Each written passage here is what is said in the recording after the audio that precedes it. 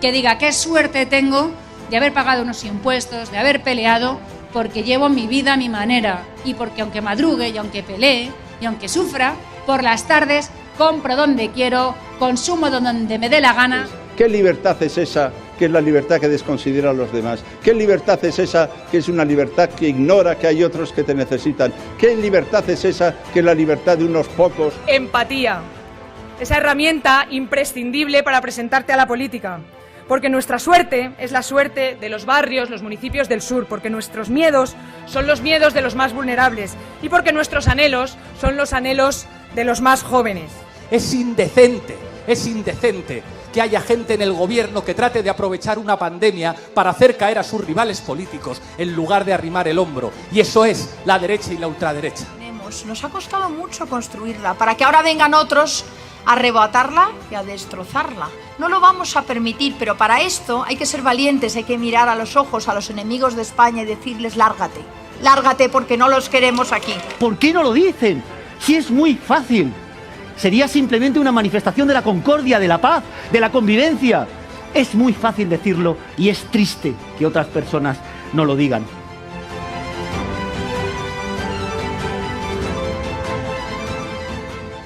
Madrid elija a su próximo presidente o presidenta el próximo 4 de mayo en unas elecciones inéditas. Es la primera vez que se celebran unas elecciones anticipadas en la Comunidad de Madrid en un contexto de pandemia y siendo esta una de las convocatorias más polarizadas y crispadas que se recuerda. Y por tanto me decían, tienes que cerrar porque lo dice el ministro, porque hay que entenderse, porque la moderación, lo que siempre utilizan para que uno se arrincone y se calle y se acobarde y busque su bienestar frente al de los demás. Y el alcalde le dijo, no se cierra. Y yo le dije al presidente del gobierno, no pienso cerrar Madrid, porque no hay un motivo, porque no me da la gana. La libertad.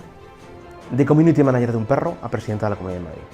El futuro probable del Partido Popular. La ganadora. Diversión. Hay un chotis que es, Pichi es el chulo que castiga, pues ella es Isa, la chula que castiga. Es la más inesperada de las políticas porque es la que ha roto realmente el tablero y la que está equilibrando el tablero izquierda-derecha en España. Es una mezcla de chabacanería y trumpismo. Lo malo conocido son 0 leyes, 0 presupuestos y 0 ayudas. Y lo bueno por conocer es un gobierno que hable de lo que de verdad importa. Madrid es encontrarte a tu ex. Madrid es valiente, Madrid es colaboración, Madrid es abrazos, Madrid es la hostia. Coraje. La sorpresa. La sorpresa de la campaña. La izquierda malasaña busca su hueco. La fama se la lleva Pablo Iglesias, pero bueno, Mónica García yo creo que también en fin, ha hecho una demagogia verdaderamente espectacular. Una nueva promesa. Frescura.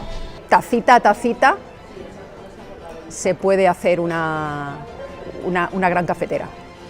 Y la primera obsesión, preocupación nuestra tiene que ser no estas controversias y disputas y confrontaciones y distracciones, sino resolver los problemas de los ciudadanos directamente. Gabilondo, soso, serio y formal. El viejo profesor añorando su cátedra. Soso, serio, formal y sopor. Templar no es mandar. Le faltan ganas. Lidia de Ángel, es que me da mucha pena. Que me da mucha pena. Ay, ¿qué diría de él? El hombre tranquilo que se vaya en paz. La sensatez. Un hombre atrapado en su circunstancia. Y eso es lo que no soportan los enemigos de la democracia. Que alguien que haya crecido en Vallecas, en Leganés, en Villaverde, que tenga corriendo por sus venas la sangre de muchos que no sabían leer y escribir, la sangre de muchos que tuvieron que prosperar organizándote en sindicatos, pueda llegar a tener más títulos universitarios que ellos y pueda llegar a tener una vida mejor que ellos, ganándoselo a pulso, con esfuerzo. El mejor en campaña. El desastre. El calvario del Mesías. El último retorno del mohicano comunista, ¿no? Pablo Iglesias es un tipo audaz que se sobrevalora. Candidato venido a menos. Encantado de conocerse. La vuelta al barrio. Donde se sienten los efectos de la inmigración ilegal, masiva. Lo que queremos son barrios limpios y seguros. Estamos hartos de que nos habléis de libertad mientras mantenéis las políticas liberticidas del consenso progre. Descafeinada. Rocío Monasterio es una líder nacionalista del ala más dura de Vox. La eterna enfadada. Lo previsible. Tutelada por Abascal. La señorita jugando a ser la plebeya. La provocación. Bueno, yo Rocío Monasterio le cantaría el gitazo de Tangana antes de ser el madrileño, ¿no? Cuando era más trapero y más con vocación más de reggaetón, ¿no? Mala mujer, han dejado cicatrices por todo mi cuerpo tus uñas de gel. Yo creo que tiene uñas, pero son de gel. Sé que hay personas que creen en la tolerancia, en el respeto, en esta tierra que es Madrid, en esta tierra de acogida. Y a esas personas que creen en el respeto, en el diálogo, en la concordia, en la tolerancia y en la convivencia, les pregunto, ¿a quién vais a votar el día 4 de mayo? Sería un gran candidato en cualquier otra de las circunstancias de Ciudadanos, pero Edmundo Val es un buen tipo, es un tipo que ha prestado grandes servicios al Estado y que hace lo que puede. Le sobra discurso. Llegó a destiempo. Diré lo que dijo María Teresa Campos de Bigote a Rocet. Que se acabe Edmundo, no es que se acabe el mundo, Edmundo. El valiente. Un tipo brillante con pocas posibilidades. El optimismo de la voluntad y el pesimismo de la inteligencia. Lo que pudo haber sido y no fue.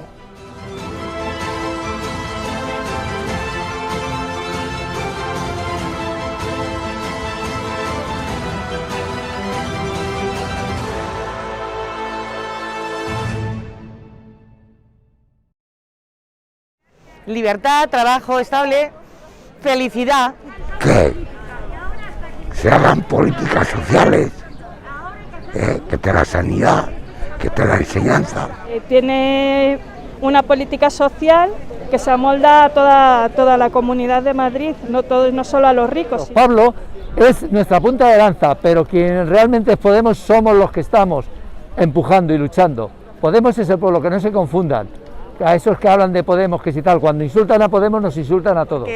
Ahora mismo no votar se está volviendo peligroso porque la extrema derecha está utilizando el miedo, la agresividad, el odio, la violencia. Porque se ha defendido a Madrid como ejemplo de libertad en contra de lo que está ocurriendo en otras muchas comunidades autónomas. Porque lo que necesitamos es libertad en nuestra comunidad de Madrid, necesitamos libertad en España, que por fin los padres puedan decidir por la educación. Algo muy importante por la libertad que nos da ella y que nos deja trabajar a los que pagamos impuestos y muchos. Que apuesta por la libertad, que apuesta por el comercio, apuesta por los autónomos, apuesta por todo, lo que es la libertad en general, cosa que nos han estado prohibiendo y acotando pues el gobierno. El Partido Socialista porque de toda la vida he sido socialista. Yo en mi casa siempre hemos sido socialistas y yo sigo siéndolo y mi hija lo sigue siendo y así vamos. Sencillamente porque ya está bien de 26 años de gobierno de la derecha que nos ha robado, nos ha ultrajado, nos ha dejado a la altura del betún en los servicios públicos, y porque ya está bien de que de una santa vez la ciudadanía tome la rienda de lo que tiene que tomar, que es el poder. Entonces, vamos, los socialistas estamos y gente que no sea socialista le tiene que votar, porque es una persona muy sincera y eso. Y estoy convencido de que el único partido que puede llevar el progreso en la Comunidad de Madrid es el Partido Socialista Obrero Español. Pero me gusta mucho Mónica García. No es muy cercana, la veo una tía muy cercana y que dice las cosas como son.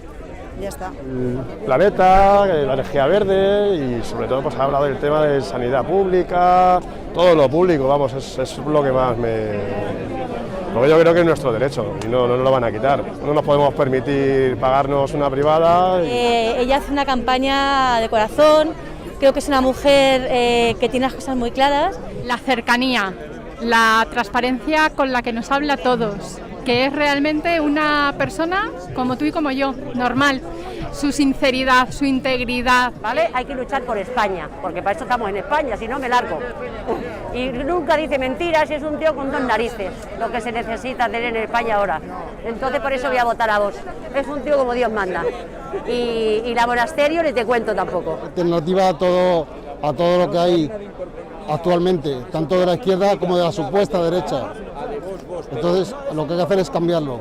Es el único que puede poner un poquito de cordura a lo que pensamos todos los españoles y un poquito de cordura a lo que está pasando en España. Para ponerle freno al PP, para que no vayan por libres y como contención. Porque creo que es el único partido que de verdad está proponiendo cosas para arreglar los problemas de los ciudadanos y más en concreto de los jóvenes. Creo que no hay ningún otro partido que esté proponiendo todas las cosas que proponen Ciudadanos y creo que el centro político es más necesario que nunca. Respuesta a todas esas películas y a todas esas polémicas que nos plantean los diferentes partidos es siempre el centro. Que hay que huir sobre todo de los extremos y hacer una política centrada, con propuestas. Y creo que ahora mismo el mejor partido para ellos es Ciudadanos.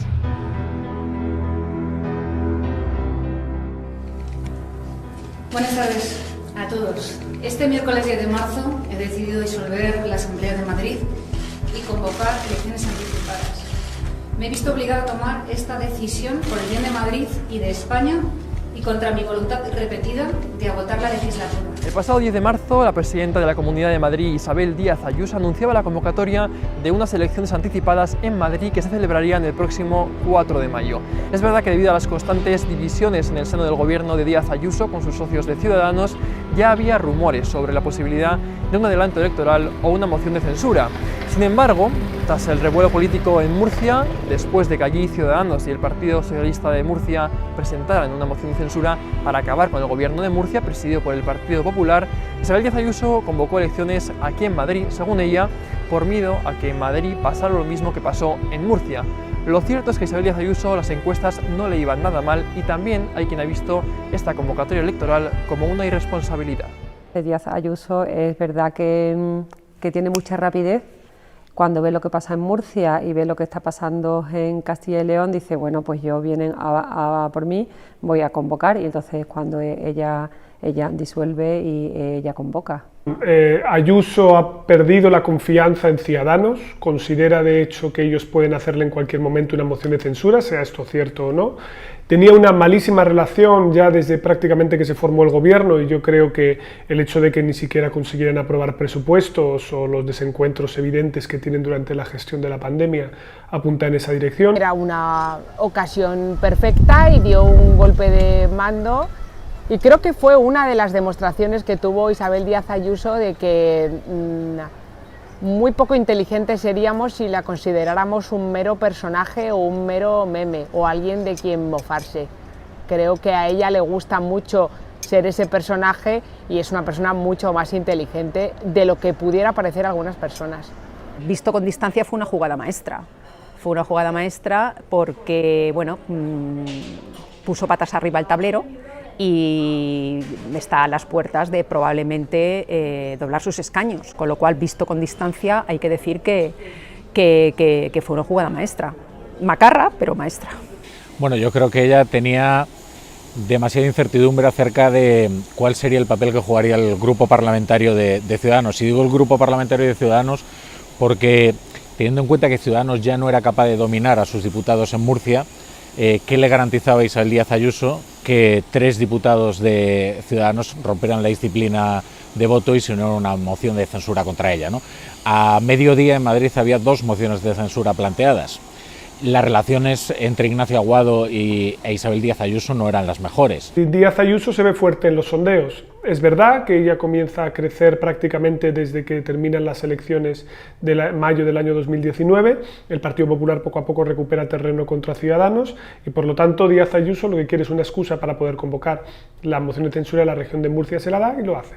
Pues la verdad es que no lo tengo muy claro. Desde el punto de vista racional de la elección suya no me queda... Yo creo que fue más bien una reacción de aquí estoy yo y no me voy a dejar pisar. Y por tanto Ciudadanos, en vez de ofrecer un programa, dice: la mejor manera que tengo para posicionarme otra vez en el centro político es abrazarme a Sánchez, y él me absolverá de mi facha, de mi trifachito de Colón.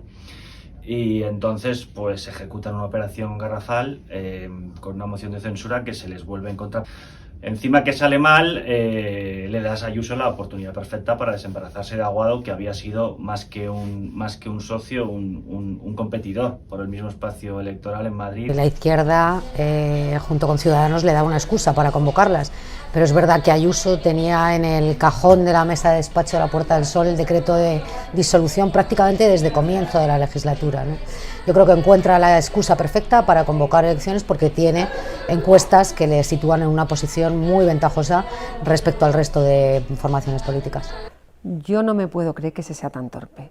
O sea, realmente se puede ser tan torpe pensando que vas a presentar una moción en Murcia y que Madrid se va a quedar sin hacer nada. Es que es la operación política más desastrosa que he visto yo en los últimos años aquí en España. Se lanzan a una operación que lo que va a hacer, yo creo, es hundir a el PSOE y Pedro Sánchez. Vamos, lo tengo clarísimo. Mira, Occam lo dijo hace muchos años. Lo más probable, la aplicación más sencilla es la más probable. ¿Qué pasó realmente? No pasó nada. Ni Aguado, ¿alguien ve a Aguado traicionando a la presidenta después de todos los desplantes que ha tenido que aguantar? No. Lo que pasa fue que en Murcia hubo la oportunidad, efectivamente, de hacer un cambio de gobierno a través de una moción de censura. El PP se rebeló y dijo: os vais a enterar, en Madrid, que es mi estandarte y que llevo haciendo oposición al gobierno central con Madrid todo el tiempo, voy a poner las cosas difíciles. Y ya está. Mira, no lo sé, lo que pasa es que yo creo muchísimo en la villanía de Pedro Sánchez y de Iván Redondo. O sea, entonces hay una parte de mí que, aun a riesgo de parecer frívola, me parecería una genialidad, pero dentro de los villanos tampoco los considero tan inteligentes. Yo me parecería incluso una irresponsabilidad que con la crisis sanitaria, social y económica que viva este país, Pedro Sánchez esté con estos tejemanejes para tocarle las narices en este caso a la Comunidad de Madrid. Son las primeras elecciones anticipadas en la historia de la Comunidad de Madrid, lo que implica que el próximo presidente o presidenta lo será solo para los próximos 2 años. 2 años decisivos en los que el principal reto será acabar con la pandemia. Estamos en una pandemia en la que ha habido un choque entre la Comunidad de Madrid y el Gobierno de la Nación. Y aquí lo que se vota es quién ha gestionado mejor la pandemia. Bueno, a mí me parece un poco irresponsabilidad que en medio de una pandemia alguien considere que puede sacar ventaja electoral, no solamente de la pandemia, sino de la situación por la que atraviesa la sociedad, la economía madrileña. Nos va muchísimo la marcha y convivimos con una especie de contradicción perpetua, que es la de: estamos muy hartos de la política, no podemos más, pero cuando se anuncia una campaña estamos todos, periodistas y electores, deseando ver qué dice uno del otro. Lo más previsible es que aumente el voto por correo. No sabemos cuánto, pero yo creo que tanto el hecho de que sea laborable como el que estemos en un contexto de pandemia influirá. En cualquier caso, la logística propiamente dicho de las elecciones va a ser distinto. La gente tendrá derecho a cogerse un permiso retribuido de 4 horas para poder ir a votar. No sabemos si esto deprimirá la participación en algunos sectores sociales, pero en un principio, de momento, parece, según todos los sondeos, que los madrileños acudirán en masa a votar. Los padres trabajan, los niños no pueden ir al cole porque los coles es donde se va a votar. Bueno, va a ser un día particularmente extraño. Mi sospecha es que va a haber un sesgo, ¿no?, por clase social, renta, lo que sea. Personas con trabajo más precarios, para tener más dificultades para votar, para conciliar, para apañarse ese día. Es que, claro, ¿sabes lo que pasa? Que la política se ha vuelto tan impredecible ahora, que es absolutamente imposible prever cuál sería el escenario dentro de 2 años, ¿no? Ahora es verdad que ella está viviendo un momento dulce, que tenía sus riesgos, y que sigue teniendo sus riesgos. La política es antagonista. Los partidos crecen, los líderes crecen en función de quiénes son sus enemigos. Si toda la izquierda pone sus cañones contra Ayuso, como ya pasó con Esperanza Aguirre en épocas pretéritas, agigantas su figura a ojos del propio centro derecha, que al principio la veía con bastante indiferencia, cuando no con cierto rechazo y desdén, ¿no? Sinceramente creo que es una legislatura fake, puesto que esto no para el reloj electoral. Es decir, hay elecciones ahora, pero dentro de 2 años vuelve a haberlas. Por lo tanto, es una convocatoria única y exclusivamente para el interés personal y político de Isabel Díaz Ayuso. La campaña ha servido para hacer ver a Madrid que Madrid es ella. O sea, yo creo que ese talento hay que reconocérselo. Otra cosa es que le compres o no los argumentos, pero sí que tiene el talento de personificar Madrid en una misma. Isabel Díaz Ayuso es la actual presidenta de la Comunidad de Madrid y candidata a la reelección por el Partido Popular. Una mujer prácticamente desconocida en el panorama político español hace apenas 2 años y de la que ahora todo el mundo habla, muestra de la rapidez de la política actual. A lo largo de su campaña ha hecho de la libertad su lema estrella. Pues el típico mensaje, como no puede vender una gestión de ningún tipo, porque eso lo ha aprobado el Parlamento durante su legislatura 2 leyes, una de ellas está recurrida ante el Tribunal Constitucional, voy a utilizar un discurso fundamentalmente ideológico, vacío, para que sean los propios electores los que vinculen una idea abierta como libertad conmigo, y ya está. No, precisamente es su virtud, ¿no? Porque a través de un mensaje muy simple es capaz de dicotomizar, de polarizar el debate público, y ¿quién no va a estar a favor de la libertad? ¿No? Yo hacía tiempo que no veía un lema que impactara tanto, ¿no? Porque refleja el comunismo, que para ella es la gestión que Sánchez y Pablo Iglesias han querido hacer en Madrid, cerrando los negocios, clausurando la comunidad y la libertad que representa ella, ¿no? Que ella ha mantenido abierto la hostelería, ha mantenido abierto las empresas, los comercios, y que realmente a la larga le ha salido bien. Ella se ha apropiado y es una abanderada de la libertad, como si los que no la votaran no les gustara la libertad o les encantara sentirse esclavizados y entregados al comunismo, porque para ella no hay medias tintas. ¿El mensaje puede ser simplificador? Bueno, pero es que los mensajes en campaña son simplificadores y efectivamente yo creo que opera sobre un concepto que ahora mismo le favorece mucho. Es que ahora mismo Madrid está siguiendo una estrategia diferente en lo que se refiere más flexible, en lo que se refiere a las restricciones de la pandemia, y los resultados no son mucho peores. De manera que bueno, que ya lo ha convertido eso, digamos, en su fuerza electoral. Ella se ha aferrado a esa palabra, libertad, como si fuera la Marianne francesa, la libertad guiando al pueblo, la libertad guiando a Madrid. ¿La libertad en qué consiste? La libertad según Ayuso, pues consiste en que se supone que después de trabajar duro para poder pagar el alquiler y un estilo de vida a la madrileña absolutamente desquiciado y caro, pues para ella la libertad es que después de todo eso puedes irte a tomar una caña. Pero claro, para tomarte una caña tienes primero que tener trabajo, segundo que tener 3 euros de sobra en el bolsillo, tener agenda, tener tiempo, tener cuerpo. Es un mensaje positivo, ¿no? Está muriendo mucha gente, pero al menos podemos ir a un bar con nuestros familiares a tomar algo. Y es un mensaje muy potente, porque ya estamos cansados. Este mensaje, si hubiera dicho en abril del año pasado, hubiera sido inaceptable.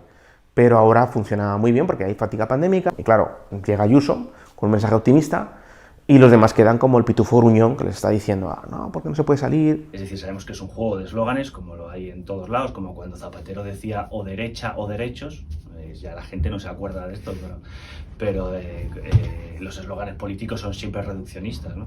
A mí me parece una libertad egoísta la que plantea Isabel Díaz Ayuso, pero es verdad que la izquierda ha caído en ese marco que ella ha impuesto, en la medida en que un vicepresidente del gobierno, 2 secretarios de Estado e incluso el presidente del gobierno, con sus discursos y sus intervenciones midiéndose directamente con Isabel Díaz Ayuso, se lo han puesto muy fácil. Yo creo que ella ha aprovechado muy bien eso, el generar una sensación de miedo y el decir que los padres vamos a poder llevar a los hijos al colegio que queramos si gobierna ella y si no, no. Antes de que fuera presidenta Isabel Díaz Ayuso, yo he llevado a mis hijos al colegio que he querido. Gobernaba el PP, pero yo no he escuchado a alguien que dijera es que la izquierda quiere arrancar a vuestros hijos de sus colegios y llevarles a las checas, que es donde ellos quieren que estén. Dicho lo cual, chapó por ella, su mensaje ha calado, y ha calado, pero yo creo que no nos debemos olvidar de que hay una parte de la población en la que no ha calado. Es que lo que pasa es que aquí en Madrid, como en toda España, la gente tiene más miedo al hambre, a no tener un trabajo, a no tener un sueldo, y claro, aquí en Madrid la gente ha podido trabajar. Y entonces, claro, cuando Pablo Iglesias sale, o Pedro Sánchez, cuando Pablo Iglesias dijo a prisión con la candidata del PP, Pedro Sánchez, claro, es que la gente ve eso y dice, bueno, pero es que yo aquí como, yo aquí tengo un sueldo, yo aquí puedo trabajar, yo aquí tengo futuro. Es que la gente no tiene miedo ni al fascismo, no tiene miedo, porque realmente aquí, o sea, aquí hablar que con el PP viene el fascismo es que, o sea, te podrá gustar más o menos, tener un planteamiento, pero decir que viene el fascismo, yo creo que la gente no se lo ha creído, y ahí están las encuestas, ¿no? Entonces yo creo que es un concepto maniqueo que le funciona. Le funciona porque vemos a una mujer fuerte, eso es verdad, vemos a una mujer valiente, que también es verdad, y le compran sus votantes el discurso de qué huevos tiene Ayuso, qué ovarios tiene Ayuso. Pero claro, no vemos lo que hay detrás de eso, no vemos lo que hay detrás del eslogan de campaña, y no vemos que detrás de eso hay una ideología neoliberal que bueno, pues prima el individualismo feroz sobre una comunidad que tiene unos datos espeluznantes y que cuando amaine la pandemia habrá que empezar a reconstruir. Díaz Ayuso es un fenómeno en sí mismo. Díaz Ayuso es muy popular entre los votantes del PP, creo que lo valoran en 8,7 sobre 10 sus votantes, pero también es más valorada entre los antiguos votantes de Ciudadanos y de Vox que sus respectivos candidatos Edmundo Val y Rocío Monasterio. Ella ha conseguido convertirse en una figura icónica de resistencia al gobierno de Sánchez, planteando además unas políticas muy diferentes por lo que toca a la gestión de la pandemia. Yo creo que todos esos elementos en sí mismos justifican el engrandecimiento de su figura. El estilo de Ayuso es un estilo muy madrileño. A los madrileños nos encanta, o sea, queremos matarla o queremos abrazarla. Es un PP tan particular que creo que sería una apuesta demasiado arriesgada. Y yo creo que Pablo Casado, al que intuyo y sé que, y nos consta a todos que es mucho menos visceral que Isabel Díaz Ayuso, ese toro tiene que templarlo cuando pase el 4M. O sea, no puede dejar que salga, tiene que hacer un cierre perimetral en el liderazgo de Isabel Díaz Ayuso, porque otra respondona más después de Cayetana Álvarez de Toledo no le debería salir. El Partido Popular tiene unas perspectivas electorales muy buenas. Ahora mismo el Partido Popular prácticamente doblaría sus resultados, robándole a Ciudadanos en torno al 55% de los votantes y en torno al 40% de los antiguos votantes de Vox en el año 2019. Vamos a ver, esto de la polarización siempre depende de la posición relativa del que hable de la polarización, ¿no? O sea, aquí hemos visto un presidente del gobierno irrumpiendo en campaña, cuestionando los datos que estaban ofreciendo los técnicos de la Comunidad de Madrid. ¿Es que acaso eso no es polarización? ¿Es que acaso sugerir que los técnicos de la Comunidad de Madrid están prevaricando y disfrazando las cifras de contagios no es la más grave de las polarizaciones? O sea, yo creo que analizar las elecciones autonómicas, obviando el hecho de que ahora mismo el jefe de campaña de uno de los partidos, el Partido Socialista, es el jefe de gabinete de Pedro Sánchez y que esas campañas se dirigen desde la Moncloa, yo creo que es obviar un elemento esencial. Que en los radares que maneja la izquierda, en los últimos 2 años en Madrid ha pasado algo y se nos ha escapado, porque no es razonable ni comprensible desde el punto de vista político que alguien que hace apenas 2 años era una perfecta desconocida y que llegó a la presidencia de la Comunidad de Madrid prácticamente por accidente, puesto que no fue la primera fuerza política en las elecciones del 2019, ahora se haya convertido en una referente indiscutible de la derecha y también de la ultraderecha madrileña, ¿no? Y también una referente indiscutible de ese discurso trampista, un poco desvergonzado y demasiado suelto, que yo creo que más que aglutinar a la sociedad madrileña en un momento especialmente crítico para todos, lo que hace es dividirla tremendamente. Y Ayuso ha insistido en 2 ideas fuerza que son muy marca del PP madrileño. La primera es que el PP de esta comunidad se caracteriza por insistir mucho en el polo anarcoliberal, o si quieres neoliberal, insiste mucho en las cuestiones de rebaja de impuestos, de libertad, de elección de los centros, de la salud, etc. Y luego la confrontación con el gobierno de España, que también es uno de los grandes puntales que instrumentaliza el PP de Madrid. Y yo creo que esos 2 componentes sumados, junto a una tendencia general que estamos viendo, que es que en la mayoría de las comunidades autónomas los presidentes de comunidad están saliendo reforzados en los sondeos, pues esto le permite ir a las elecciones con relativa tranquilidad. Estamos hablando de un PP que volvería a niveles propios de la época bipartidista, en un sistema electoral muy proporcional como es el madrileño.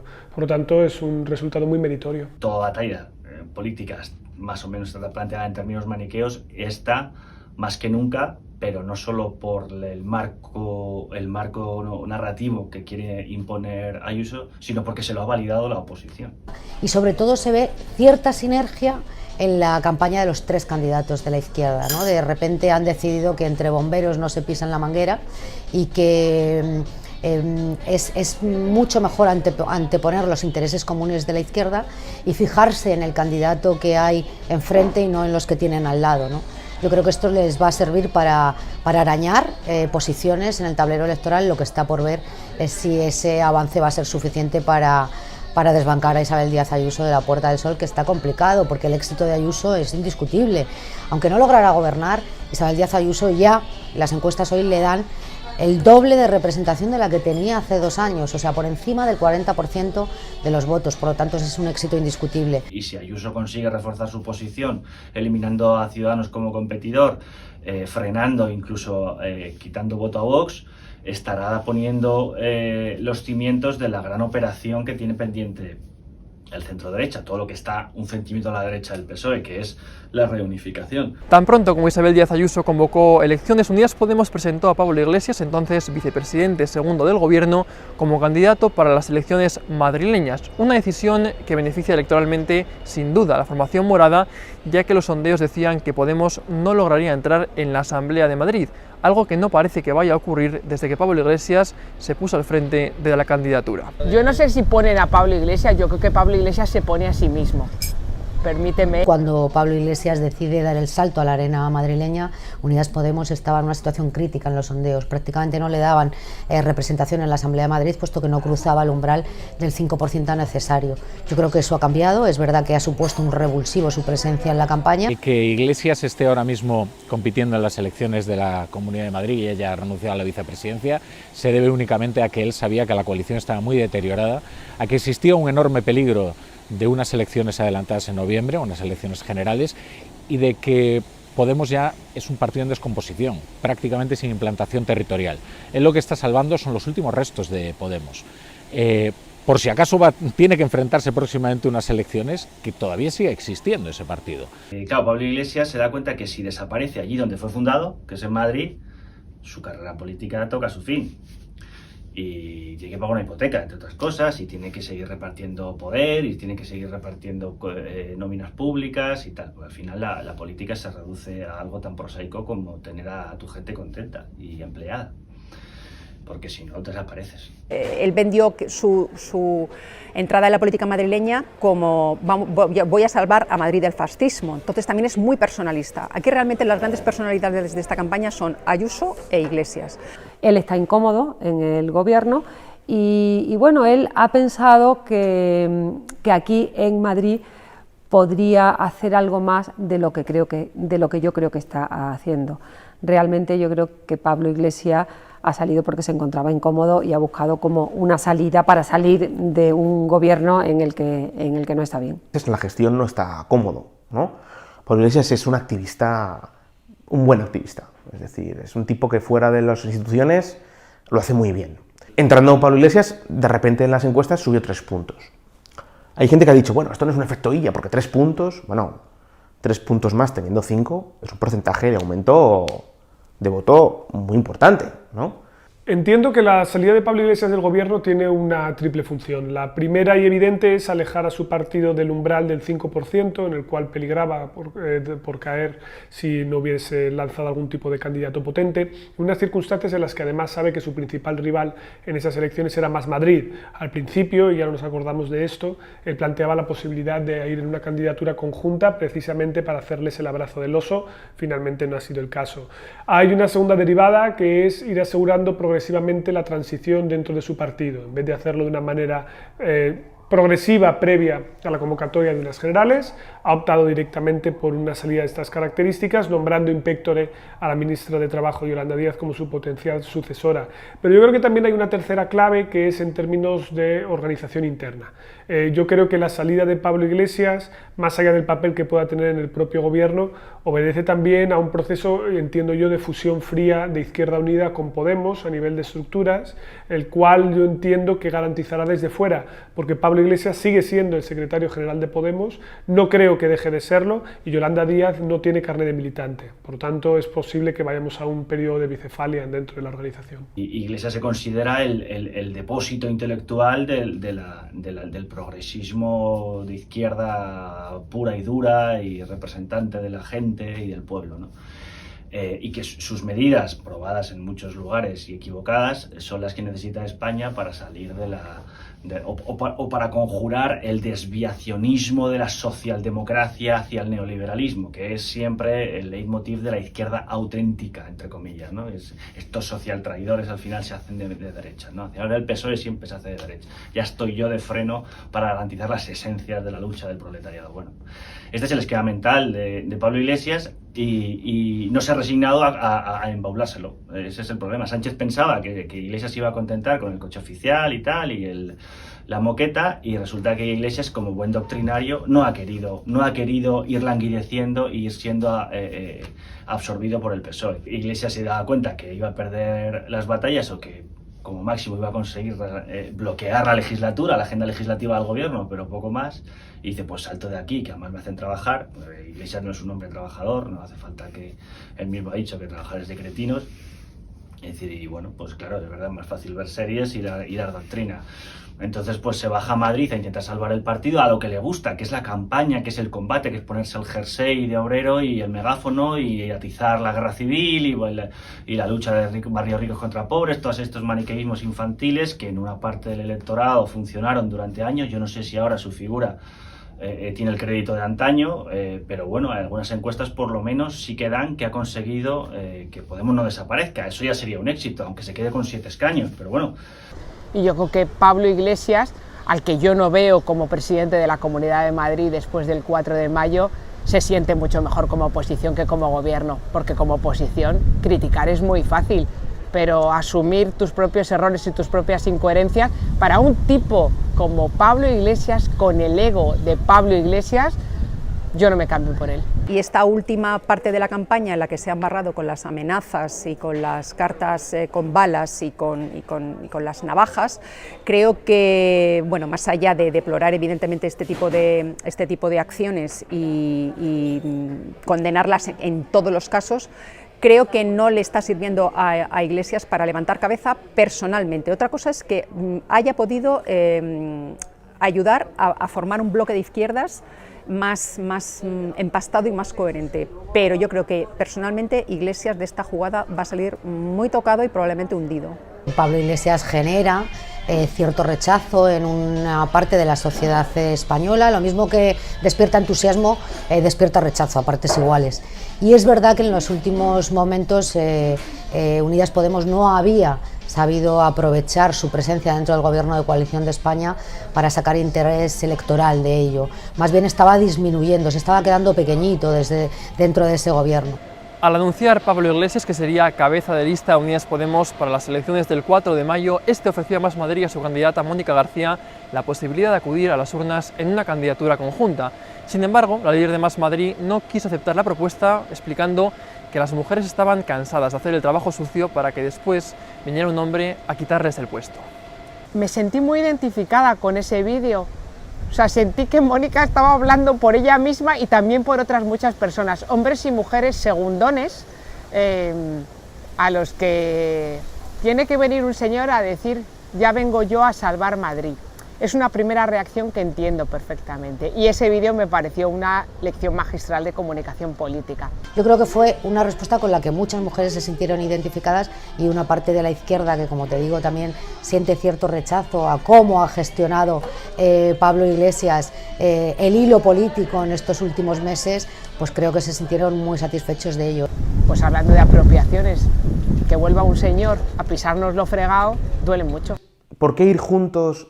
¿Qué se vería más artificial por parte del electorado? ¿Ir juntos de repente cuando no se pueden ni ver? ¿Cuando tienen proyectos diferentes porque son diferentes? ¿O ir cada uno con sus armas, no intentar confrontar con el rival político más cercano, ¿no? Dentro de tu campo ideológico, no intentar confrontar y intentar hacer una campaña, una competición virtuosa, ¿no? ¿Qué es mejor? Pues yo creo que la decisión que han tomado es la más acertada por parte de todos. Si te fijas, como que no se dio muchas más vueltas. no se hizo y ningún partido ha estado peleándose por qué no se hizo. Los datos de encuesta de momento avalan que la decisión de Más Madrid ha sido la correcta. Desde luego había buenas razones para que no fuera una candidatura conjunta. Había razones aritméticas, porque los dos partidos cruzaban la barrera del 5% con comodidad, y esto hubiera supuesto el que ambos pueden conseguir representación sin mayor problema. Segundo elemento que yo creo que es importante, y hay una cantidad relevante de votantes de Más Madrid que jamás votarían a Pablo Iglesias en una candidatura conjunta, porque hay muchos rechazos cruzados. No debemos olvidar que los votantes de Unidas Podemos y de Más Madrid no tienen buena relación. Al fin y al cabo, las organizaciones, o a Más Madrid surge de una escisión de Podemos, por lo tanto esto tiene su importancia. Y luego hay un tercer elemento que yo creo que es también relevante, que es el hecho de que las propias organizaciones a nivel de militantes se llevan mal. Si hubieran tenido que hacer una campaña conjunta dentro de una lista común, es más que probable que hubiera habido huelga de brazos caídos. Así. Es un acierto de Mónica García y un acierto de Rejón, porque además le encerraron en su propia trampa. Dijeron, ¿qué pasa? Que ahora vas a desalojar a una mujer, ¿no? Para ponerte tú, ¿no? Sabes que además él lastra una imagen de macho alfa bastante... Que además le condiciona mucho en el voto femenino, que sabes que es muy bajo el voto femenino en Podemos, en su posición relativa respecto al voto total, ¿no? Rejón sabe que Pablo Iglesias está en caída libre, sabía que no se podía unir a él, que su suerte no podía estar unido a Pablo Iglesias, y entre otras cosas porque no se hablan, o sea que tienen una relación absolutamente rota, con lo cual él echa un órdago, Rejón, y le va a ir bien. Yo creo que ahí Mónica García en esa negativa demostró que el crédito político de Pablo Iglesias entre la propia izquierda no le iba a pasar factura a negarse a la fusión, porque ya estaba ella más de moda, o el rejonismo, esta izquierda ecologista urbana tiene más futuro que el populismo de línea dura de pasado comunista de Iglesias. Se ha engrandecido su perfil en esta campaña con una campaña amable, radical y contundente, pero sin faltar el respeto al contrario, y creo que va a ser la gran sorpresa de la noche electoral. Esto no quiere decir que vaya a ganar, por supuesto, ni que probablemente sume la izquierda con sus votos, pero va a ser, si alguien sale engrandecido de esta campaña, va a ser ella. Y le veo una mujer con muchísimo futuro político. Creo que hay un error de cálculo en Pablo Iglesias. Creo que Pablo Iglesias sobrevaloró su capacidad de arrastre, creyó que podría liderar la izquierda en la comunidad, y ahora mismo está prácticamente con el mismo apoyo que tuvo Isa Serra en las pasadas elecciones, 2 escaños más. Date cuenta que si tú entras en la Asamblea de Madrid tienes ya 7 escaños. 7, 8, 9, 10, bueno, al final es cuarta fuerza. Desde luego, yo creo que es un resultado para él bastante, fíjate, voy a utilizar una palabra, es bastante humillante. Esta no es una lucha, creo, entre Mónica García y Pablo Iglesias, ni siquiera me atrevería a decir que es una lucha entre Pablo Iglesias e Isabel Díaz Ayuso. Es una guerra, o sea, es la venganza. O sea, Pablo ha vuelto a la Asamblea de Madrid para vengarse de Íñigo Errejón, que sigue siendo el niño bonito de determinada izquierda española. Y yo creo que es esa venganza, igual que creo que Isabel Díaz Ayuso, en el fondo, le da igual Pablo Iglesias, le da igual Mónica García, por quien quiere irse a por Pedro Sánchez. Y todo lo que pueda ser que a Pedro Sánchez ese día le salga otro mechón de canas, ella estará muy contenta. Muy criticado ha sido el papel de Ángel Gabilondo del Partido Socialista en su labor como líder de la oposición a lo largo de estos 2 años en la Comunidad de Madrid, criticado por no hacer ruido y por no haber hecho lo que se espera en la política actual de un líder de la oposición. Es el candidato que el Partido Socialista presenta para las elecciones del 4 de mayo, un hombre soso, serio y formal. La campaña de Gabilondo está siendo un desastre desde el principio, empezando porque tú no puedes empezar una campaña electoral pretendiendo frenar las elecciones. Y él se sumó a una moción de censura que era un movimiento desesperado para tratar de evitar los comicios como fuera. Eso ya da una cierta imagen perdedora. Hombre, a mí Ángel Gabilondo, que me parece una persona excelente, un socialista de otra época, pues el pobre está horrorizado. O sea, que no puedo decir que ni él mismo se encuentra cómodo en el papel que tiene. El estilo de Gabilondo, el problema es que no es el estilo de hoy en día. La gente se queja mucho de la polarización, de que los políticos solo se pelean, pero ahora la verdad lo que el votante premia son las peleas, por eso los políticos se pelean, ¿no? Que el Partido Socialista haya optado por él de nuevo como candidato, yo creo que es una decisión que hasta cierto punto aseguraba el que fuera a tener dificultades. Se planteaban diferentes revulsivos, potenciales ministros que podrían haber saltado a esta arena. No se ha producido y yo creo que el resultado es que ahora mismo, desde una perspectiva de campaña electoral, la más átona, la más irregular, la más deslavazada está siendo la del Partido Socialista, y la prueba evidente es que desde que comenzaron la convocatoria electoral, este partido no ha dejado de ceder posiciones en los sondeos y las transferencias hacia otros partidos han aumentado. A Ángel Gabilondo le apetecía tanto ser candidato como a mí tener quintillizos. No le apetecía y a mí tampoco me apetecería si me lo propusiera el PSOE o cualquier otro partido. Yo creo que Gabilondo se ha ganado ese respeto intelectual de todos, ¿no? Pero también es verdad que ha hecho una campaña errática, ha dado bandazos muy evidentes y no tiene el perfil que ahora mismo requiere una campaña electoral en 2021. Entonces, él empezó diciendo que era serio, soso y formal, le funcionó los 3 primeros días, pero en cuanto la campaña se ha embarrado, en cuanto la campaña se ha radicalizado y se ha convertido en un cuerpo a cuerpo, Gabilondo no está acostumbrado y no soporta ese tipo de estrategia de campaña, ¿no? Y se ha desdibujado. A Ángel Gabilondo se le puso al frente de la candidatura del Partido Socialista en 2015 y luego en 2019 porque tenía unas determinadas cualidades, porque era un hombre de consenso, porque era un hombre de diálogo, de mano tendida, la única persona en este país que estuvo a punto de firmar con la derecha española un pacto por la educación y que rompió entonces María Dolores de Cospedal única y exclusivamente por motivos electorales. Con los mismos argumentos que se le puso al frente de la candidatura, se le pretendió restar credibilidad política en los momentos de la pandemia. Me parece tremendamente injusto porque creo que una voz y un perfil como el de Ángel Gabilondo son muy necesarios en un momento de extrema polarización en este país. Con esta campaña que le han hecho, que él no ha tenido que ver absolutamente nada. Entonces, cuando todo te lo hacen desde fuera, pues claro, tú eres un muñeco en manos de una estrategia que no es tuya, ¿no? Y yo creo que el pobre, él quiere que pase cuanto antes este cáliz, salir corriendo. Era sabido que él ya tenía la mente puesta como defensor del pueblo, era sabido que el Partido Socialista prefería otros candidatos y luego no le han dejado hacer su campaña. Es que su campaña consiste ahora mismo en negar todo lo que va a hacer, con lo cual está planteando una campaña verdaderamente dislocada, a la defensiva. Una campaña funciona a prometer, no a abjurar, porque además no te van a creer. Es que el problema es que los 3 mensajes que hemos escuchado esta semana de Gabilondo son que no va a subir impuestos, que él no hubiera clausurado la hostelería y que no clausuraría el Hospital Zendal. De manera que el resultado de su no hacer es exactamente lo que está haciendo Isabel Díaz Ayuso. Yo creo que como campaña es muy desconcertante, ¿eh? Pero claro, Gabilondo va ahí a intentar travestirse de lo que no es. O sea, le baja Iván Redondo y le dice: tienes que atacar a Ayuso, llamarla loca, ya, pero es que es un señor que es profesor de metafísica, que en realidad no ha tenido una mala relación durante la legislatura, porque él no sabe crispar, no sabe hacer esa oposición cutre y a la que nos tiene acostumbrados el sanchismo, ¿no? Y la polarización esta en la que vivimos. Él no es un polarizador. Ahora lo está intentando, pues se le nota el cartón. Intenta insultar a Ayuso, pero se nota que no se cree lo que está diciendo. Hasta el punto de que se está mimetizando con muchas de las propuestas de Ayuso. Dice que no va a bajar los impuestos. Luego viene la ministra de Hacienda y dice que sí se lo va a subir a los madrileños. Ya le arruina la campaña.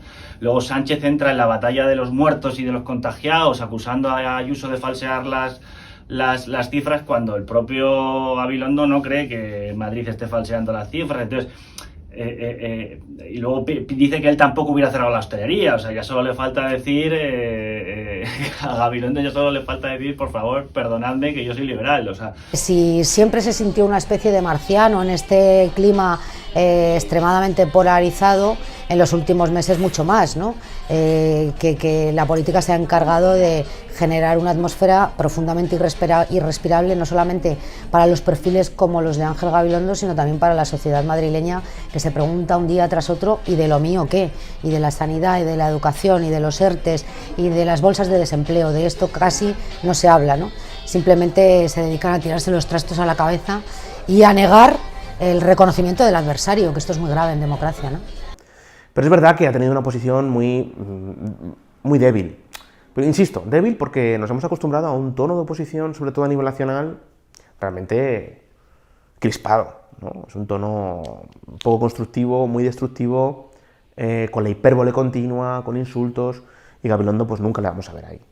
Vox y su candidata Rocío Monasterio entraron de lleno en la campaña electoral con el polémico acto en Vallecas, un partido, Vox, cuyo apoyo dicen las encuestas que el PP necesitaría para gobernar y que es el que ahora se la podría estar jugando a Díaz Ayuso, no solo quitándole votos, que también, sino porque podría conseguir movilizar a la izquierda. Vox arrancó con la polémica en la Plaza Roja de Vallecas. Cuando se diluyó el eco de la Plaza Roja, utilizó un cartel criminalizando y estigmatizando a los menores inmigrantes, y cuando ya se estaban apagando los ecos de ese cartel, entonces se negó a condenar una evidente y clarísima amenaza de muerte, no solamente para el candidato de Unidas Podemos, sino también contra el ministro del Interior y la directora general de la Guardia Civil. A mí me parece que en democracia no hay posible equidistancia ante este tipo de actitudes, ¿no? De un lado están tratando de marcar la agenda a través de actos como el de Vallecas o enfrentamientos en los debates para que se visibilice que ellos existen. Pero al mismo tiempo están explorando de manera mucho más clara la estrategia de populismo xenófobo y antipolítico. Y esto es básicamente lo que están haciendo, tratando de marcar discurso con el cartel de los Menas u otras estrategias, que en el fondo lo que tratan de poner es muchísimo el énfasis en el tema de la seguridad, la inmigración, por lo tanto, explorar las fórmulas tradicionales de otros partidos de extrema derecha europeos, porque saben que solo especializándose en ese nicho se pueden asegurar de tener suficiente suelo electoral. Ha sido desde el principio agresiva para significarse ante unas encuestas que tampoco le eran muy favorables, que tampoco ahora ha remontado mucho, pero sí ha marcado un poco la agenda con sus provocaciones. Reventó la campaña en el debate de la SER. Y desde entonces lo que ha hecho Vox ha sido su estrategia amplificada por 1000, o sea, es marcar la agenda, intentar reventar la campaña con las declaraciones. Cumple con el papel de sacar de quicio al resto de candidatos. Es muy difícil mantener la templanza ante una candidata que lo que hace es insultar, embarrar, intoxicar, con mentiras evidentes, sin dejar hablar al contrario y apelando a lo más bajo, a lo más emocional. O sea, yo creo que en el barro siempre gana Vox. ¿Qué hace Vox? Sacar a Abascal. Abascal se erige como el jefe de la campaña de Rocío Monasterio y va con ella a todo. El candidato parece ser más que Abascal que Rocío Monasterio. Vox se ha lanzado directamente, digamos, a la lepenización, ¿no? A buscar el voto de los barrios obreros, a buscar un voto muy asociado con el miedo, con la inseguridad, con la inmigración.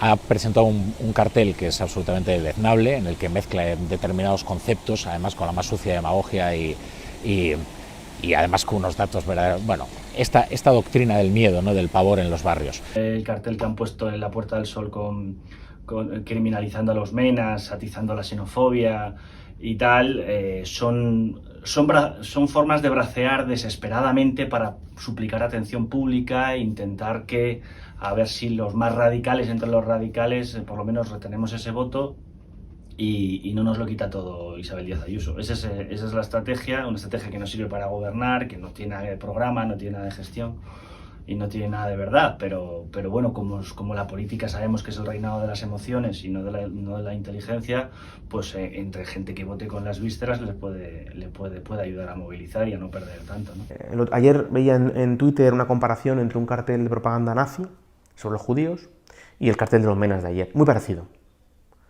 En vez de ayudar a la mujer alemana, ayudan a los judíos, o sea. En vez de ayudar a tu abuela, ayudan a unos delincuentes juveniles que nadie sabe por qué están aquí y encima no decimos que son niños o chavales, sino que son un acrónimo como MENA, ¿no? Bueno, y de esto va a haber más. Y además el resto del partido va a confrontar y su aliada potencial, que es Díaz Ayuso, lo que dice es qué horror de cartel porque no es competencia de la Comunidad de Madrid, no porque sea xenófobo, racista, bueno, en fin, no porque haya un cartel igual de propaganda nazi del NSDAP, o sea, sino porque para esto no hay competencias. Ese cartel me horroriza porque la Comunidad de Madrid no es competente, perdona. Llevo bastante tiempo pensándolo, quizá no lo he verbalizado hasta este mismo momento. Yo creo que el cartel en el que comparan a los menores extranjeros no acompañados con la pensión que pueden recibir nuestras abuelas, me parece que es la prueba más palpable para que nos quitemos de una vez por todas la semejante tontería y análisis de brocha gorda, que es decir que Vox y Podemos se parecen, porque son extremos. A mí ninguna idea de Pablo Manuel Iglesias Turrión, por muy estúpida, irreal, contraria a mis principios que haya formulado, ninguna me ha producido el semejante mal cuerpo que ese cartel y que algunos de los mensajes que he escuchado por parte de Vox a extranjeros, a mujeres y a un montón de colectivos o de ciudadanos que pueden ser mis vecinos, mi familia o yo misma. Yo no me he sentido herida por ideas de Unidas Podemos y sí me he sentido herida por algunas de las ideas de Vox. Entonces creo que ya está bien de compararlo porque creo que son incomparables. Es un partido democrático que tiene una enorme representación en el Congreso y en un montón de gobiernos regionales de este país. Pero escuchar con ese mensaje de miedo en barrios como Vallecas, en sitios como Getafe, que es de donde yo soy, y hablando de que hay que tener barrios seguros y empleos seguros y barrios limpios, esa limpieza de los barrios, e intentar entender qué entienden ellos. Por eso a mí me produce escalofríos.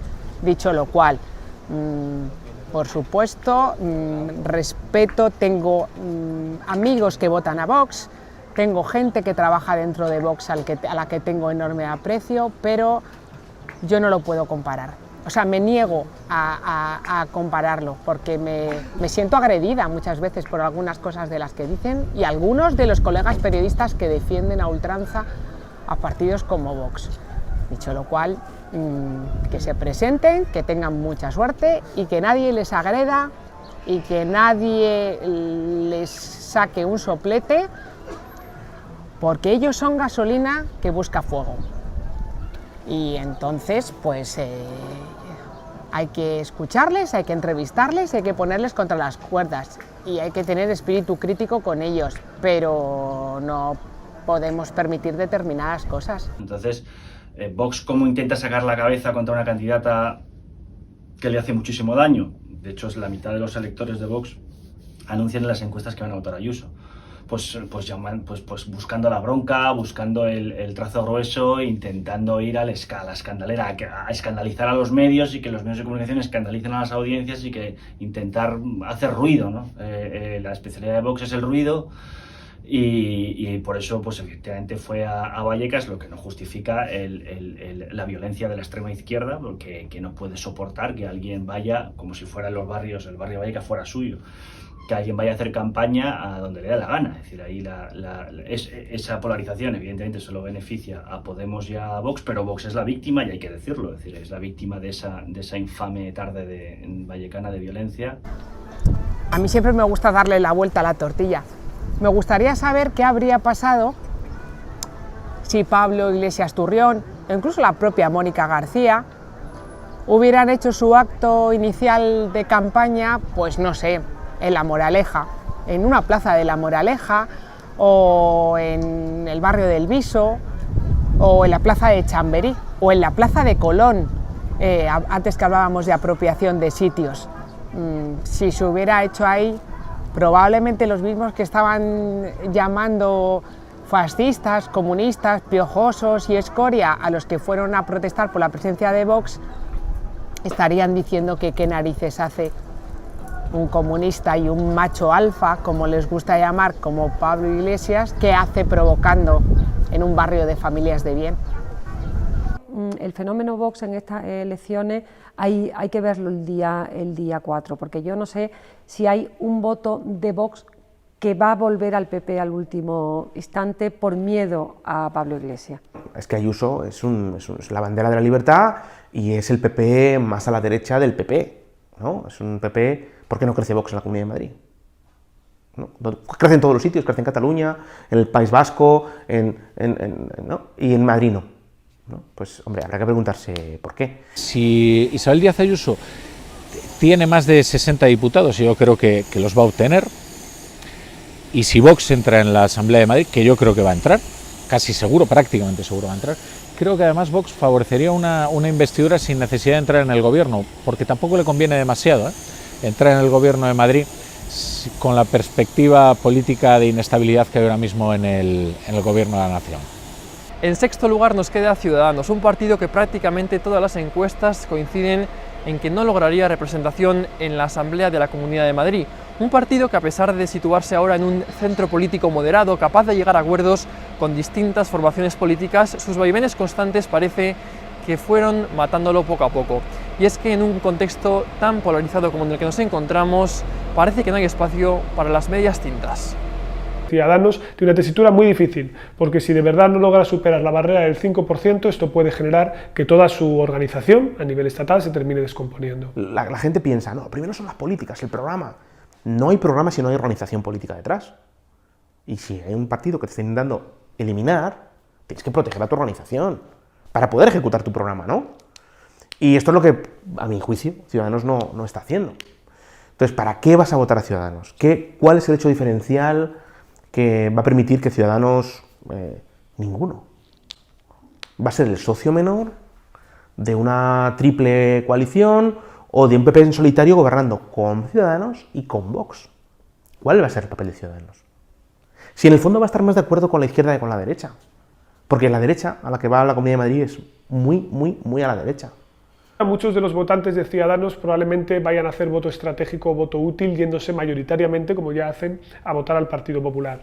Ellos han optado por la vía de garantizar que investirían igualmente a Díaz Ayuso, pero tienen elementos que conspiran contra ellos. Desde luego, no solo la difícil narrativa que tienen en campaña, eso desde luego, sino que además, si se anticipa una participación electoral relativamente alta, el umbral del 5% será alto también. Y por lo tanto esto les hará más difícil el conseguir representación en la Asamblea. Yo es que le hubiera recomendado que ni se presentara, ¿no? O sea, yo creo que Ciudadanos va a quedar fuera de la política madrileña y a corto plazo, a medio plazo, fuera de la política española. Yo creo que tras la puntilla de Cataluña pues va a venir la puntilla de Madrid, que Edmundo Val, que no es mal candidato, es una persona preparada y es una persona lista. No entiendo cómo se ha venido aquí, no lo puedo comprender sin tener ninguna posibilidad. Yo he sido tremendamente crítica con Ciudadanos y con el recorrido nacional que hizo desde hace tiempo, desde que estaba Albert Rivera. Yo creo que lo de Ciudadanos va a ser la crónica de una muerte política anunciada. Había muchas voces que advertían que los pasos que estaba dando y los erráticos bandazos que daba Ciudadanos le iban a llevar al abismo electoral, y desgraciadamente creo que el 4 de mayo se va a certificar esa defunción. Pero yo sinceramente, cuando vi que a quien ponía Ciudadanos era Edmundo Val, antes de pensar nada y escribir nada, dije voy a escuchar a ver qué música suena. Y sonó la misma música que antes. Entonces, volver otra vez a considerar un tipo peligroso, cainita, y considerar un gran villano a Ángel Gabilondo, pensé, vuelven a cometer el mismo error. Cada encuesta publicada es un baldón sobre las aspiraciones de su candidato. Tú date cuenta que cuando una encuesta, tú eres un votante de Ciudadanos y una encuesta te dice que no vas a entrar, que esos 7 escaños, que es más o menos lo mínimo cuando tú entras, eso se va a quedar en el aire, sufres una grave desmotivación. Ciudadanos no ha sabido tampoco sacar partido a su presencia en el gobierno de la Comunidad de Madrid, pero sobre todo no ha sabido representar los intereses de un partido que nació con vocación de bisagra, para que ni el Partido Popular ni el Partido Socialista tuvieran que recurrir al nacionalismo o al independentismo para poder gobernar en España, y aquello le confundió. Ayuso dice que se ha echado a la espalda a la Comunidad de Madrid, pero yo creo que Val se ha echado a la espalda Ciudadanos, que no sé qué es más difícil.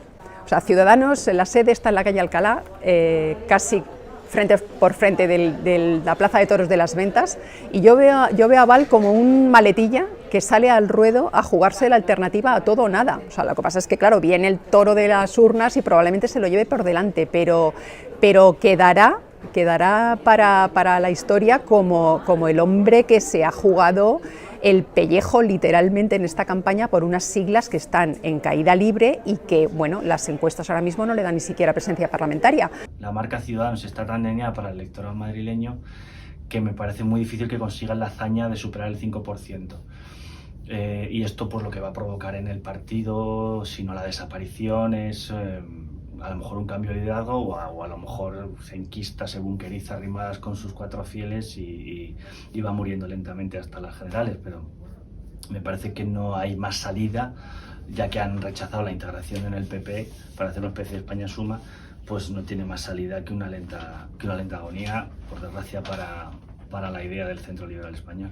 Y Ciudadanos ha acogido todo el voto desde el PP que estaba enfadado con el PP.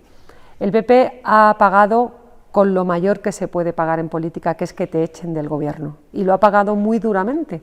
Y ahora hay otro PP totalmente distinto y que en Madrid tiene una gran líder como es Isabel Díaz Ayuso. En ese momento el voto ha vuelto, sobre todo ante la amenaza de un Pablo Iglesias que sí que ha demostrado bueno, que es un señor que está contra el Estado, contra la justicia y contra todo, que se los quiere cargar todo. Me parece que merecemos que esté un centro fuerte. Lo que pasa es que como no sabemos lo que es el centro, pues así estamos. ¿Es Podemos peor que Vox? Esa es la contradicción de Ciudadanos. Dicen, son iguales. Luego, si son iguales, no lo son, ¿eh? Si son iguales, ¿por qué pactas con Vox y no con Podemos? En el fondo, tus actos dicen que no son iguales, que prefieres a Vox antes que a Podemos. Y esto es una contradicción para un partido liberal, porque un partido como Podemos, que en realidad es socialdemócrata radical, si se quiere, si llega, no pone en riesgo nada, realmente. ¿Qué pone en riesgo? La propiedad privada. Está en la Constitución, ¿no? Sin embargo, el discurso de Vox es un discurso xenófobo, es un discurso que no respeta los derechos humanos, tratados internacionales, como los de protección de la infancia, ¿no?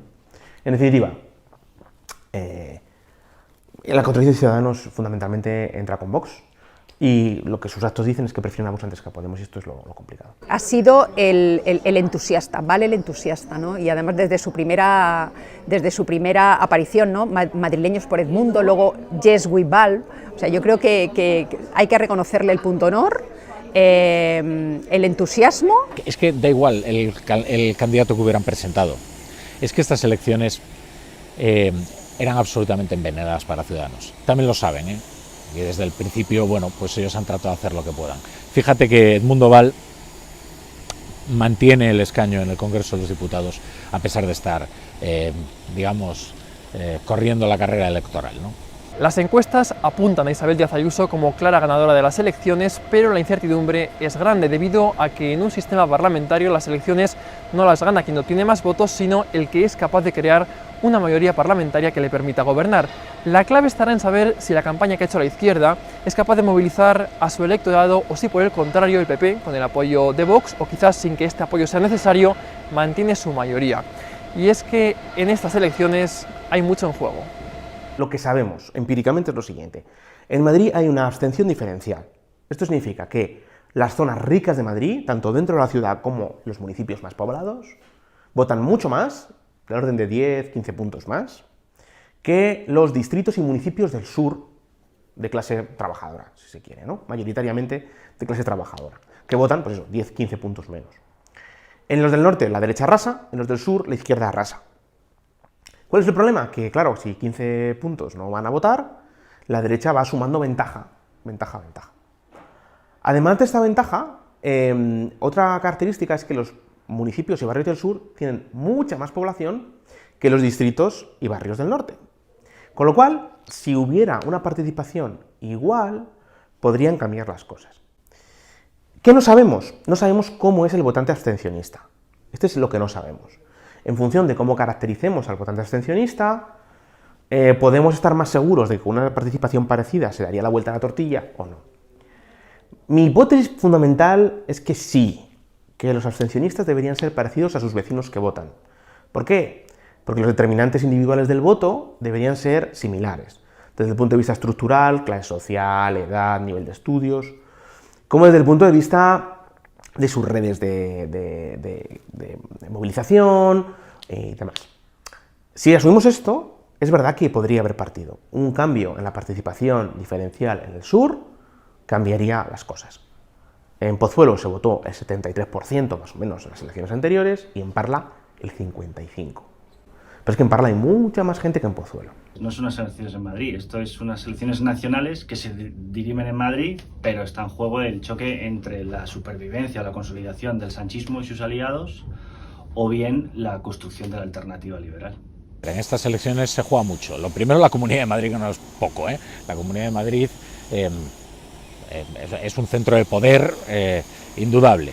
Lo segundo, se juega un desahogo para la derecha muy importante, un reforzamiento de su discurso, un sacudirse los complejos, digamos, el comienzo de un nuevo tiempo discursivo y estético.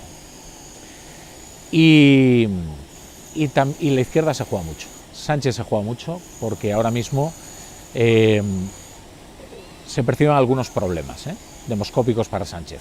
Hay un enorme desgaste de Podemos, eso estaba previsto. Lo que no estaba previsto es que nada de ese desgaste revierta en apoyo al Partido Socialista.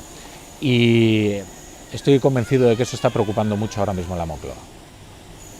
Pues fíjate, yo creo que está en juego no tanto el futuro de la Comunidad de Madrid, que también, pero yo creo que está en juego una visión de futuro de lo que queremos en la política. Si queremos eslóganes vacíos o gestión, si queremos solidaridad o individualismo atroz, y si queremos esta polarización irrespirable, este clima que trasciende la campaña, trasciende Twitter y está en los chats familiares, está en el WhatsApp, está en las conversaciones de barra y está en nuestras casas. O sea, yo creo que hay que bajar el tono, hay que bajar el pistón y hay que ponerse a trabajar. Entonces, ojalá, después de la noche del 4M, olvidemos todas las argucias de campaña, todos los eslóganes, todas las puñaladas, todas las balas, todas las navajas, y nos pongamos a trabajar, ellos en la Asamblea y nosotros en nuestros respectivos ámbitos de trabajo y de responsabilidad, para intentar construir algo juntos, porque el futuro no es muy esperanzador y hacen falta todas las manos y todos los hombros. Bueno, en estas elecciones hay muchos componentes en juego, pero desde luego, primero, el gobierno de la Comunidad de Madrid, que es algo evidente, que este es el primer asunto fundamental, que es lo que se vota en estas elecciones, la supervivencia de Ciudadanos, si supera o no la barrera del 5%, esto les condicionará, la viabilidad electoral del propio PP respecto a Vox, es decir, si el PP saca un muy buen resultado en la Comunidad de Madrid, esto empujará la marca hacia arriba. El que Más Madrid se consolide como partido autónomo, al margen de Unidas Podemos, la transición del liderazgo dentro del propio Unidas Podemos y la salida definitiva de Pablo Iglesias de la política. Yo me entrego mucho como periodista y como votante a cada convocatoria electoral. Siempre voto en todas, en las locales, en las regionales, en las nacionales, pero realmente confío muy poco en que cambien tanto las cosas. No quisiera, además, en estas elecciones ni escribir ni votar con las tripas. Como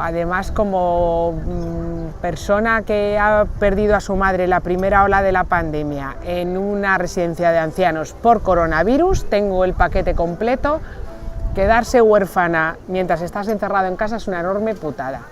No quiero ni escribir ni votar pensando en eso, porque además me niego a echarle la culpa ni a Isabel Díaz Ayuso ni a Pedro Sánchez de lo que ha pasado. Pero sí que me parece que debemos valorar el Madrid que tenemos, un Madrid muy atractivo fiscalmente hablando, un Madrid que es la comunidad que menos se gasta en sanidad. Tenemos que saber qué queremos cuidar y qué es lo que más nos importa. Si nos importa una fiscalidad baja para poder tomarnos un gin tonic y hacer vida a la madrileña, tengo claro a quién votaría. Si quieres otras cosas, votas otras cosas. Entonces me parece que eso está claro. Pero no tengo tan claro realmente que vaya a cambiar. Entre otras cosas porque creo que va a gobernar Isabel Díaz Ayuso, no sé si arrasando o no arrasando, pero no creo que... Y de hecho, déjame decirte una cosa, espero que si gana Díaz Ayuso no cambien demasiado las cosas, porque si cambian mucho será porque está de la mano de Vox. Y no me apetece que haya una consejería de educación, por ejemplo, en manos de Vox. Entonces, que me quede como estoy. El futuro de la derecha española.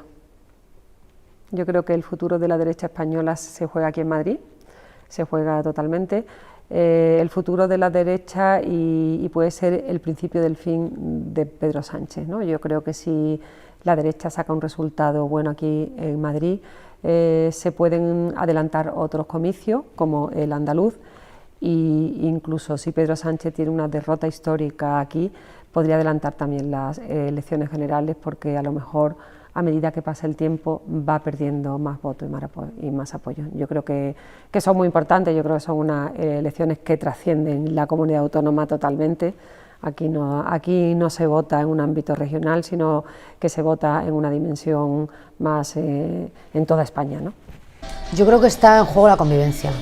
O sea, no tanto ni la libertad ni la democracia, porque la democracia española, efectivamente, aunque es imperfecta, tiene cimientos muy sólidos, pero es verdad que día a día, paso a paso y de la forma en la que está impregnando el discurso que escuchamos en el Congreso de los Diputados en la sociedad española, se está deteriorando muchísimo la convivencia en este país. No hay nada más que ver las conversaciones que se escuchan en los bares, las reacciones que tiene la gente ante determinadas opiniones, y yo creo que esto en algún momento habrá que hacer una introspección colectiva y decir hasta dónde hemos llegado, por qué hemos llegado y qué podemos hacer para corregir esto. No es fácil predecir lo que pasará el próximo 4 de mayo. Esta ha sido una campaña en la que hasta los debates electorales han tenido que ser suspendidos, y esta no es más que la consecuencia lógica de la búsqueda constante de la confrontación, de la polarización, del odio, de la inmediatez del tuit y de la dificultad para la reflexión y el diálogo. De comunismo o libertad a fascismo o democracia son las palabras que más se han escuchado en esta campaña, dejando en un segundo lugar la pandemia que aún seguimos atravesando. Y esto demuestra lo alejados que estamos de lo que realmente estamos viviendo. Sin duda, estas elecciones van mucho más allá de la política madrileña y marcarán el devenir de la política nacional, porque lo que pase en Madrid no se quedará en Madrid.